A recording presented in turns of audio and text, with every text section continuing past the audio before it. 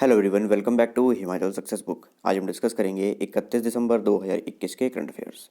31 दिसंबर आप सभी को पता ही है कि 2021 का अंतिम दिन है ये। और आई होप आप सभी के लिए वर्ष 2021 अच्छा गया होगा।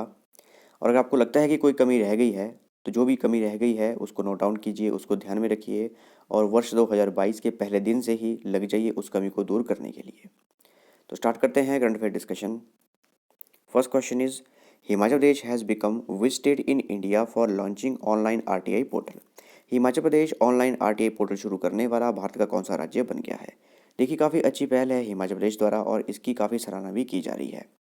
तो ऑनलाइन आरटीआई पोर्टल लॉन्च करने वाला हिमाचल प्रदेश पूरे भारत का चौथा राज्य बन गया है।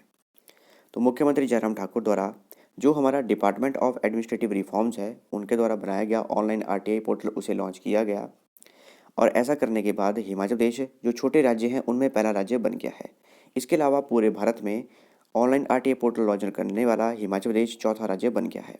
इससे पहले महाराष्ट्र, कर्नाटका और उत्तर प्रदेश इन्होंने ऑनलाइन आरटीआई पोर्टल लॉन्च किया था। देखिए, आरटीआई काफ़ी इंपॉर्टेंट है। आरटीआई यानी कि राइट टू इन्फॉर्मेशन, और ये कार्य करता है आरटीआई एक्ट 2005 के अंतर्गत।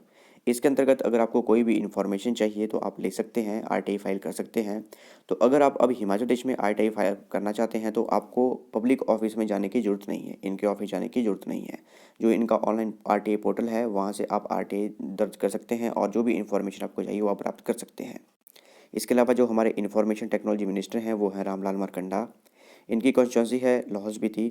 ये हमारे technical education, vocational and industrial training, tribal development, redressal of public grievance minister हैं। इसके अलावा जो हमारा आरटीआई है, आरटीआई की फुल फॉर्म है राइट टू इन्फॉर्मेशन, और ये काम करता है आरटीआई एक्ट 2005 के अंतर्गत। 2005 में जब इसे इम्प्लीमेंट किया गया था उससे पहले था फ्रीडम ऑफ इंफॉर्मेशन एक्ट, और वो था 2002 का, यानी कि फ्रीडम ऑफ इंफॉर्मेशन एक्ट 2002। उसके बाद वर्ष 2005 में आरटीआई बिल को पास किया गया पार्लियामेंट में 15 जून 2005 को, और इसे इम्प्लीमेंट किया गया 12 अक्टूबर 2005 को। तो ये जो डेट है 12 अक्टूबर 2005 वाली, इसको ध्यान रखिएगा। एग्जाम में अगर क्वेश्चन आएगा कि आरटीआई को कब इम्प्लीमेंट किया गया तो इसमें टिक कीजिएगा 12 अक्टूबर 2005। What is the rank of Himachal Pradesh in the implementation of Shyama Prasad Mukherjee रू urban mission among 34 states and UTs? 34 राज्यों और केंद्र शासित प्रदेशों में श्यामा प्रसाद मुखर्जी रू अर्बन मिशन के कार्यान्वयन में हिमाचल प्रदेश का स्थान क्या है। तो क्या स्थान है, तो 21वां स्थान है हिमाचल प्रदेश का। तो हाल ही में श्यामा प्रसाद मुखर्जी रू अर्बन मिशन इसकी इम्प्लीमेंटेशन के लिए रैंकिंग जारी की गई है। इसमें हिमाचल प्रदेश का 21वां स्थान है, यानी कि 21वां रैंक है पूरे भारत में हिमाचल प्रदेश का, और स्कोर है 51.81। इसके अलावा क्लस्टर वाइज भी रैंकिंग दी गई है। तो हिमाचल प्रदेश में टोटल 6 क्लस्टर्स को अप्रूवल दिया गया था, जो कि थे मूरांग, सांगला, घनाटी, औट, सिंहुता और हिनर। ये 6 हमारे क्लस्टर थे बनाए हुए हिमाचल प्रदेश में श्यामा प्रसाद मुखर्जी रू अर्बन मिशन के अंतर्गत। इसके अलावा ऑल ओवर इंडिया के बेसिस पर बात करें तो पूरे भारत में श्यामा प्रसाद मुखर्जी रू अर्बन मिशन को इम्प्लीमेंट करने में नंबर 1 पर तेलंगाना है, नंबर 2 पर तमिलनाडु है, नंबर 3 पर है गुजरात। और क्लस्टर वाइज बात करें तो नंबर 1 पर है तेलंगाना का रियाकल, नंबर 2 पर है तेलंगाना का जुकाल, और नंबर 3 पर है मिजोरम का एबॉक। इसके अलावा जो हमारा श्यामा प्रसाद मुखर्जी रू अर्बन मिशन है वर्ष 2016 में मिनिस्ट्री ऑफ रूरल डेवलपमेंट के द्वारा इसे लॉन्च किया गया था। और इसका मुख्य कार्य ये है कि जो भी हमारे रूरल एरियाज़ हैं उन्हें डेवलप करने के लिए भारत सरकार द्वारा इकोनॉमिक, सोशल और फिजिकल इंफ्रास्ट्रक्चर फैसिलिटी प्रोवाइड की जाएंगी।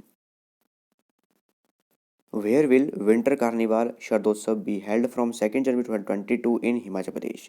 2 जनवरी 2022 से हिमाचल प्रदेश में विंटर कार्निवाल शरदोत्सव का कहाँ आयोजित किया जाएगा। तो इसे कहाँ आयोजित किया जाएगा, तो इसे मनाली में आयोजित किया जाएगा। तो जो हमारा विंटर कार्निवाल है 2 जनवरी को इसे कुल्लू डिस्ट्रिक्ट के मनाली में आयोजित किया जाएगा, और इसका उद्घाटन करेंगे मुख्यमंत्री जयराम ठाकुर। ये चलेगा 2 जनवरी से लेकर 6 जनवरी तक। इसके अलावा यहाँ पर जो मेन अट्रैक्शन के लिए एक कंपटीशन रखा गया है उसका नाम है विंटर क्वीन कंपटीशन। तो विंटर क्वीन कंपटीशन, इसके लिए भी ऑडिशन भी चले हैं। अगर आप जाना चाहते हैं तो ऑडिशन में जा सकते हैं और आप compete कर सकते हैं।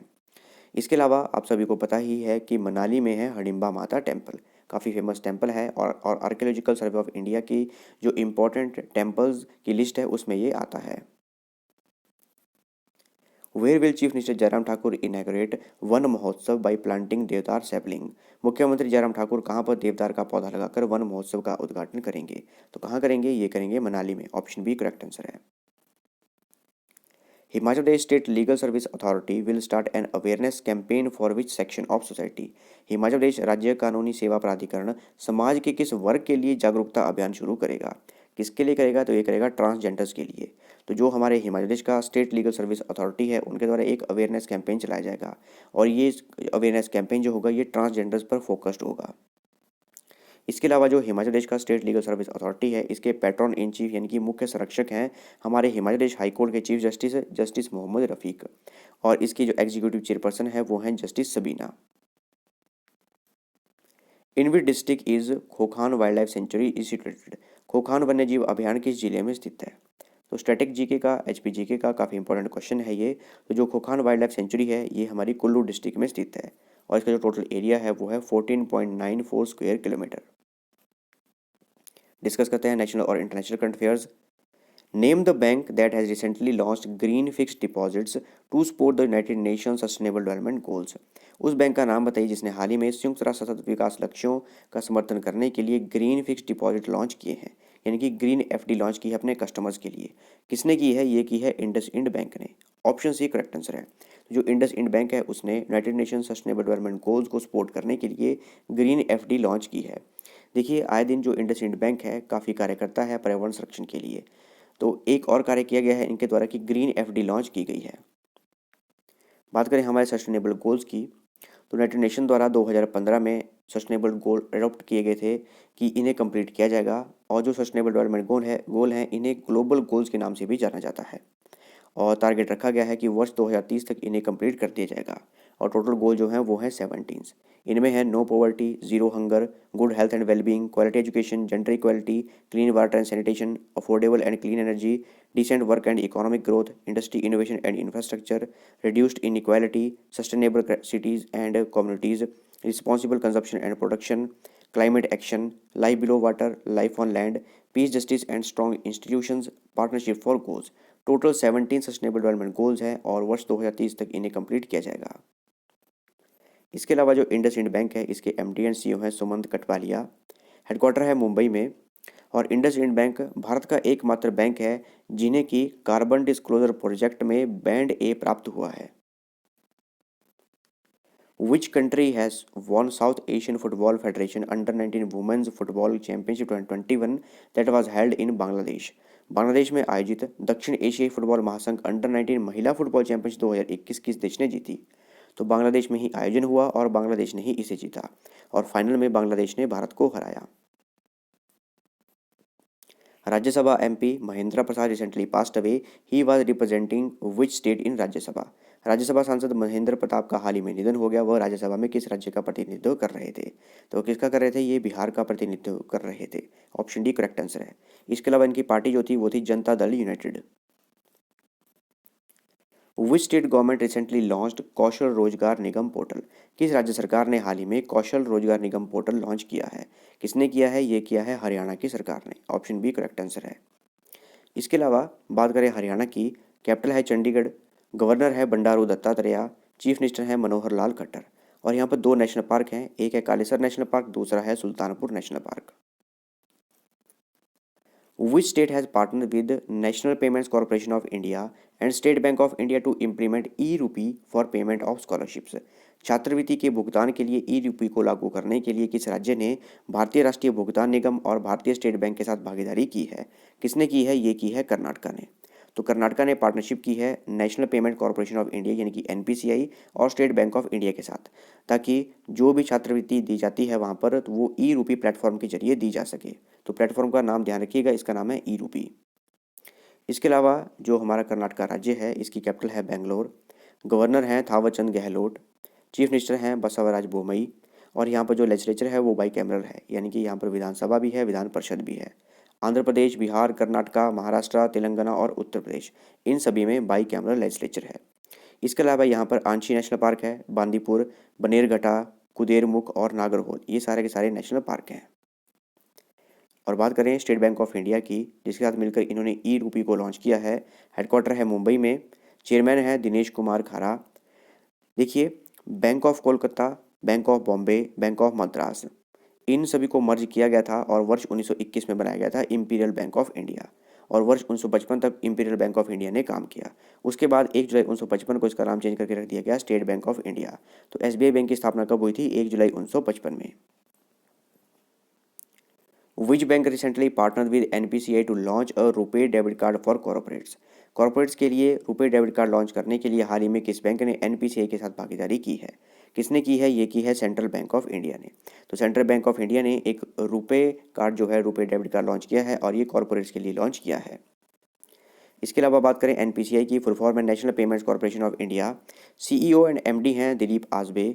2008 में इसकी स्थापना की गई थी और हेडक्वार्टर है मुंबई में। Who has been reappointed as the managing director and chief executive officer of Equitas Small Finance Bank Limited for 3 years? 3 वर्षों के लिए Equitas Small Finance Bank Limited के प्रबंध निदेशक और मुख्य कार्यकारी अधिकारी के रूप में किसे नियुक्त किया गया है? तो किसे फिर से नियुक्त किया गया है? ये है Vasudevan P N. Option C correct answer है। What is the name of the first versatile nuclear powered icebreaker launched by Russia to boost India's Arctic plans in the Northern Sea route? उत्तरी समुद्र मार्ग में भारत की आर्कटिक योजनाओं को बढ़ावा देने के लिए रूस द्वारा शुरू किए गए पहले बहुमुखी परमाणु संचालित आइस ब्रेकर का नाम क्या है? क्या नाम है इसका? आप इमेज में देख सकते हैं, ये वो आइस ब्रेकर है। आइस ब्रेकर यानी कि बर्फ को तोड़ने वाला। तो इसका नाम क्या है? इसका नाम रखा गया है सिबीर और इसे रशिया द्वारा लॉन्च किया गया है। देखिए, इंडिया जो है आर्कटिक ओशन में भी अपनी भागीदारी को बढ़ा रहा है। यहाँ पर है आर्कटिक ओशन, लेकिन काफ़ी कम टेम्परेचर होता है यहाँ पर और यहाँ पर जो पानी है उसकी बर्फ़ जमी होती है। तो आइस ब्रेक करने के लिए सिबीर नामक एक जहाज जो है वो बनाया गया है और ये बनाया गया है project 2220 versatile nuclear powered ice breaker.